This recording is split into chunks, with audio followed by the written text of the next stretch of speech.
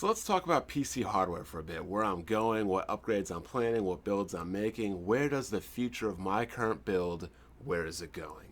Originally the plan was to have a Kabylake CPU, a 4K GPU, and a 4K monitor by the fall, but things kind of changed when NVIDIA's Pascal architecture was a little bit overhyped and didn't deliver the gaming performance I was expecting. I was hoping and expecting to finally see a card that could do 4K without compromise at 60 frames per second at the highest settings, but sadly even a $1,200 GPU that is 11 teraflops of the Pascal Titan X, even with that, it's still not a reality. So while I sold my 980 Ti ahead of the Pascal benchmarks to sell for a higher price of $450, I had to buy a 1070, but hey, it was around the same price, so hey, I'm not losing anything.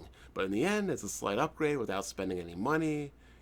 All in all, it was really just kind of a waste of my time, seeing as how I couldn't game for a couple of months, but hey, it's summer, it's time to go outside. I enjoyed my summer, and now I have a GPU that has RGB, and you know how I love that RGB.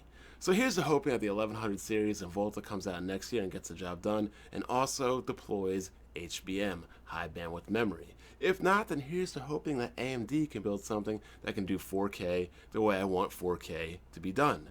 So what about CPUs? As you all know, I'm still running my heavily overclocked i5 2500K, and I have been itching to upgrade this thing for a while. But if I'm not changing my GPU to a 4K GPU, there really isn't any point in me changing my CPU right now when a smaller 10nm process in the Cannon Lake is coming out next year as well. Now this year in the fall, Kabylake is coming out, which is a 14nm process. It adds in USB 3.1, new graphics architecture that improves performance in 3D graphics, as well as 4K playback.